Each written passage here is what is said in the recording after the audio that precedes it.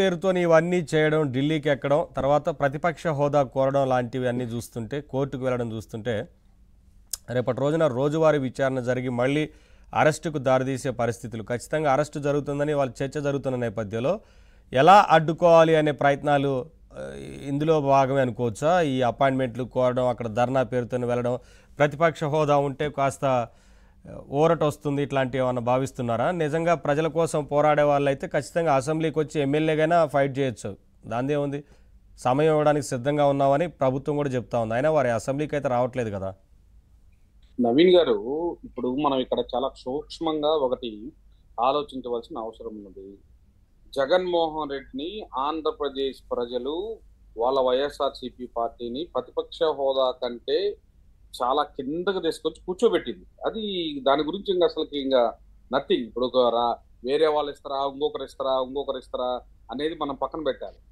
అదే విధంగా మనము రెండు థింగ్స్ గుర్తుపెట్టుకోవాలి. నేను ఇందాక కూడా ప్రస్తావించాను, విల్సన్ గారు కూడా లైన్ లో ఉన్నారు. ఆయన భారతీయ జనతా పార్టీలో చాలా క్లియర్ గా మాట్లాడుతూ ఆయన అంటే కూడా నాకు కొంత మంచి అభిప్రాయం ఉంది. విల్సన్ గారు కొన్ని క్వశ్చన్స్ లేవనెత్తారు. గతంలో చేసిన అధికారుల్ని, గతంలో చేసిన ఎవరైతే ఉన్నారో వారందరినీ కూడా ప్రశ్నించాలి అంటున్నారు. అధికార పార్టీ ఎవరైతే ఉంటారో, అధికారంలో ఎవరైతే ఉంటారో వాళ్ళకి ప్రభుత్వానికి అనుగుణంగా అధికారులు కూడా కొంత అవగాహనతో చేస్తూ ఉంటారు. అది జగమెరిగిన సత్యం. బ్యూరోక్రాట్స్ కావచ్చు, లేకపోతే ఇంకొకరు కావచ్చు. కానీ వాళ్ళందరినీ ఆ విధంగా చేస్తున్నప్పుడు ఆ రోజు కేంద్ర ప్రభుత్వంలో ఉన్న ప్రభుత్వం ఏం చేస్తుంది, ఏం జరుగుతుంది, ఏమన్నా మీ దగ్గర ఏమన్నా ఆన్సర్ ఉందా? Point number 1. పాయింట్ నెంబర్ 2, ఇప్పుడు జగన్మోహన్ రెడ్డి గారు ఢిల్లీలో చేసినంత మాత్రానో నేషనల్ మీడియాను ఇంకోటి అసలు ఆయన పట్టించుకోవట్లేదండి. దాని గురించి అసలు ఆయన గురించి మనం ఆలోచించడం కూడా రాంగ్ అనేది కూడా నా యొక్క ప్రిడిక్షన్ అండ్ నా యొక్క ఆలోచన. లైట్ తీసుకోవాలి అతని గురించి కూడా. అదే విధంగా ఇప్పుడు మన ముందున్న సమస్య ఏంటి? పోలవరం త్వరగా క్లోజ్ కావాలి. పోలవరం గురించి జగన్మోహన్ రెడ్డి గారు అడిగితే ఆయనకి ప్రతిపక్ష హోదా ఇవ్వచ్చు అనేది కూడా ప్రజలు ఆలోచించేవాళ్ళు నెక్స్ట్ ఎలక్షన్ కన్నా. లేదు, అమరావతిని 3 ముక్కలు చేశారు బాబు, అమరావతిని చంద్రబాబు నాయుడు గారికి వెళ్ళి ఈ రోజు బ్రహ్మాండంగా అభివృద్ధి పదంలో తీసుకెళ్ళడానికి ఆయన ఎంతో ప్రయత్నం ఆయన చేస్తున్నారు. అమరావతి మీరు ఇంకా 15,000 కోట్లు కాదండి 25,000 కోట్లు ఇవ్వండి, అమరావతికి త్వరితగతిన ఫిలప్ చేస్తాము అంటే అప్పుడు ప్రతిపక్ష హోదా ఇవ్వడానికి ఏమన్నా అవకాశం ఉండేదా? అదే విధంగా ఈరోజు విశాఖ స్టీల్ ప్లాంట్కి 680 కోట్లు పైచిలకు బడ్జెట్ కేటాయించారు. అంటే విశాఖ స్టీల్ ప్లాంట్ ని ప్రైవేటీకరణ చేయబోరు అనేది కూడా ఒక వాతావరణం కూడా క్రియేట్ అయింది.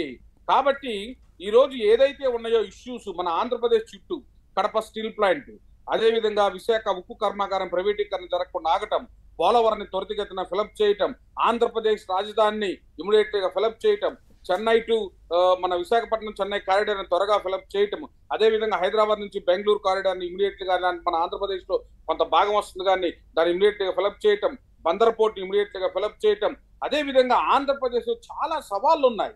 ఈ సవాళ్ళన్నిటిని కూడా ఓన్లీ ఎన్డీఏ ప్రభుత్వం నేను చెప్తూ ఉన్నాను, ఎన్డీఏ ప్రభుత్వం మాత్రమే చేయటానికి అవకాశాలు ఉన్నాయి అని కూడా ప్రజలందరూ అనుకుంటూ ఉన్నారు. దాన్ని మనం ఫిలప్ చేయకుండా జగన్మోహన్ రెడ్డి గారు అక్కడ మటర్ జరిగింది, ఇక్కడ మటర్ జరిగింది, ఈయన్ని పుడిచారు, వాడిని పుడిచాడు, వాడు గంజాయి వాళ్ళ ఇంట్లో చేపల పులుసు తిన్నారు, వాళ్ళ ఇంట్లో నాటుకోడి తిన్నాడంటే ఇవన్నీ కూడా ఆంధ్రప్రదేశ్ ప్రజలు ఎవరు కూడా పట్టించుకోవడానికి సిద్ధంగా లేరు. ఇది మనకు నేను చాలా స్పష్టంగా చెప్పాలనుకుంటున్నాను. కాబట్టి ఆంధ్రప్రదేశ్ ప్రజల యొక్క కోరికలు, ఆంధ్రప్రదేశ్ యొక్క ప్రజల యొక్క అభివృద్ధి, వాటి గురించి ఆంధ్రప్రదేశ్ ప్రజలందరూ కూడా ఆలోచన చేస్తున్నారు. ఆ దిశగా ఈరోజు తెలుగుదేశం కానీ, భారతీయ జనతా పార్టీ కానీ, జనసేన పవన్ కళ్యాణ్ గారు కానీ వీళ్ళు ముగ్గురు కలిసి ఆంధ్రప్రదేశ్ కు సంబంధించిన దానికి సంబంధించిన ఏవైతే వర్క్స్ ఉన్నాయో వాటన్నిటిని కూడా త్వరితగతిన ఫిలప్ చేయడానికి ఎక్కువ అవకాశాలు ఉంటాయి. అరే నేను చేయలేకపోయాను, నేను ఎప్పుడు ఈ నవరత్నాలని ప్రజల కాడ నుంచి నవరత్నాలు ఇచ్చి నవరంధ్రాల నుంచి నెత్తురు పిక్కోవడమే సరిపోయిందిలే, ఏమో నా మీద మంచి పేరు లేదు, నేను కొద్దో గొప్ప చేయాలి అంటే జగన్మోహన్ రెడ్డి గారు ఈ కుహుక్తులు, ఈ కుహానా రాజకీయాలు మానివేసి నువ్వు దయచేసి ఆంధ్రప్రదేశ్ ప్రజల యొక్క స్థితిగతుల మీద, ఆంధ్రప్రదేశ్ అభివృద్ధి కొరకు నువ్వు పోరాడితే నిన్ను గుర్తు పెట్టుకుంటారు. కానీ నువ్వేదో విజయసాయి రెడ్డి గారు ఇంకొక ఆమెను ఏదో చేశారు, లేకపోతే మా ఎంపీ ఏదో నేను ఇంకోటి చేశారు, రాంబాబు గారు గంట ఇవన్నీ జనులందరూ మర్చిపోయారు. కాబట్టి నేను నవీన్ గారు ఏబిఎన్ ప్రేక్షకుల ద్వారా మన ముందున్న సవాళ్ళని, మన ముందున్న పరిస్థితుల్ని మనం గుర్తు పెట్టుకొని ముందుకెళ్ళాలి. ఆ దిశగా భారతీయ జనతా పార్టీ కూడా ఈ ప్రభుత్వంలో ఉన్నది. కాబట్టి వాళ్ళేదో నోరు మూసి పెర్రగిలితే కుదిరే పరిస్థితులు కావు. సౌత్ ఇండియన్ ప్రజలు చాలా స్పష్టంగా ఉన్నారు. నార్త్ ఇండియాలో పరిస్థితులు మారిపోయాయి. సౌత్ ఇండియాలో సిస్టమ్ మారుతుంది. భారతీయ జనతా పార్టీ కూడా ఆలోచించవలసిన అవసరం, ఆవశ్యకత ఎంతైనా ఉన్నది. ఓకే, విల్సన్ గారు సమాధానం చెప్తారు. విల్సన్ గారు, నవకుమార్ గారు లేవనెత్తిన విషయాలు కొన్ని ఉన్నాయి కదా, వీటిలో కొన్నిటికి మాట్లాడండి. ఇప్పుడు నవకుమార్ గారికి ఏబి వెంకటేశ్వరరావు ఎవరు ఆపారు తెలియదా? రాష్ట్ర ప్రభుత్వం ఆపిందా, కేంద్ర ప్రభుత్వం ఆపిందా పోస్టింగ్ ఇవ్వకుండా? చెప్పండి. ఫినిష్ చేయండి, నేను వస్తాను. ఫినిష్ ఎందుకు, దీనికి చెప్పండి సమాధానం, తర్వాత నెక్స్ట్ దానికి వెళ్దాం. ఓకే, వెరీ గుడ్ అండి. ఏబి వెంకటేశ్వరరావు గారి విషయంలో కేంద్ర ప్రభుత్వం కోర్టు కూడా ఇవ్వమంటే రాష్ట్ర ప్రభుత్వం ఆపింది. ఒక ఫెడరల్ సిస్టమ్ లో ప్రతి రాష్ట్రంలో ఏదైనా తప్పు జరిగితే పెద్దన్న పాత్ర పోషించవలసింది కేంద్ర ప్రభుత్వం. కేంద్ర ప్రభుత్వంలో బీజేపీ ఉన్నా అందుకే నేను రాజ్యాంగంలో ఆదేశ సూత్రాలు ఉంటాయి, ప్రాథమిక హక్కులు ఉంటాయి. ప్రాథమిక హక్కుల ఉల్లంఘన జరిగితే ఖచ్చితంగా కోర్టుకి వెళ్ళచ్చు, తప్పులేదు.